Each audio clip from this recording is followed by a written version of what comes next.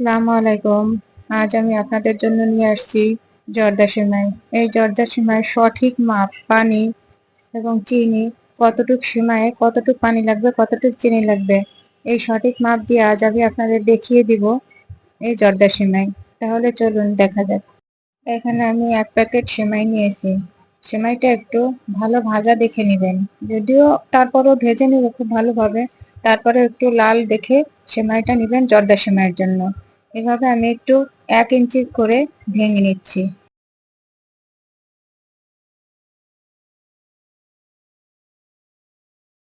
চুলায় একটা প্যান বসিয়ে চুলাটা ধরিয়ে 1/4 কাপ ঘি দিয়ে দিলাম। ঘিটা হালকা গরম হয়ে এলে দিয়ে দিচ্ছি বাদাম কিশমিশ। বাদাম কিশমিশটা একটু হালকা ভেজে নিব।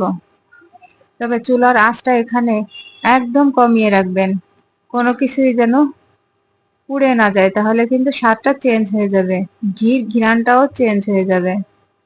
বাদামটা একটু ফুলে ওঠার সঙ্গে সঙ্গে এটা নামিয়ে ফেলবো। দিয়ে দিচ্ছি 2 টুকরো দারচিনি এবং একটা তেজপাতা। দিয়ে একটু ঘ্রাণটা বেরোনোর সঙ্গে সঙ্গে দিয়ে দেবো সেমাইটা।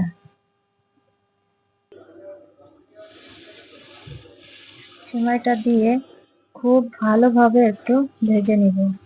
তবে চুলার আঁচ এই পর্যায়ে কিন্তু একদম কম থাকবে, তা না হলে কিন্তু সেমাইটা পুড়ে যাবে। সেমাইয়ের কালারটা চেঞ্জ হয়ে আসবে এবং খুব সুন্দর একটা ঘ্রাণ বেরোবে।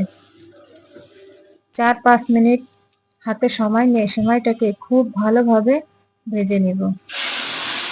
এখানে 200 গ্রামের একটা প্যাকেট, 200 গ্রাম সেমাইয়ের জন্য আমি এখানে 2 কাপ পানি দিয়েছি।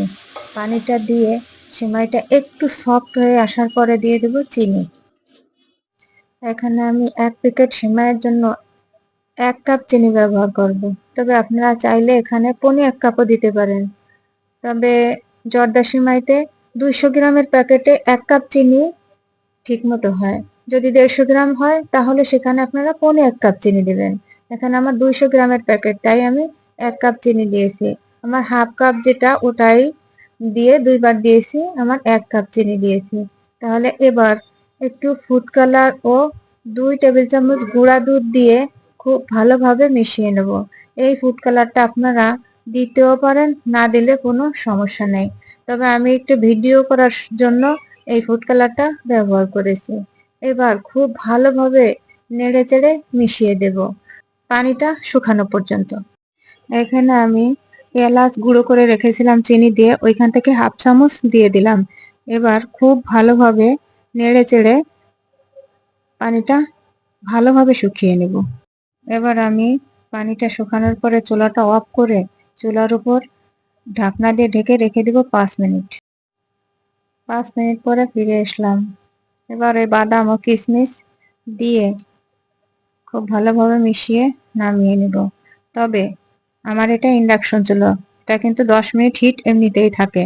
আর আপনাদের যদি গ্যাসের চুলা হয় তাহলে আপনারা চুলাটা একদম ডিম আঁচ করে চুলার উপর 5 মিনিট রেখে দিবেন। আমার কিন্তু চুলা বন্ধ করে দিয়েছি আমি 5 মিনিট আগে, এখনো দেখেন আমার চুলায় কতটা হিট। এটা আপনারা একটু খেয়াল রাখবেন, তলা যেন ধরে না যায়, তাহলে কিন্তু সেমাইয়ের স্বাদটাই চেঞ্জ হয়ে যাবে।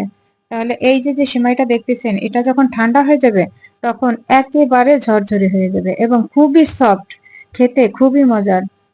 এবার আমি আপনাদের সার্ভ করে দেখাচ্ছি।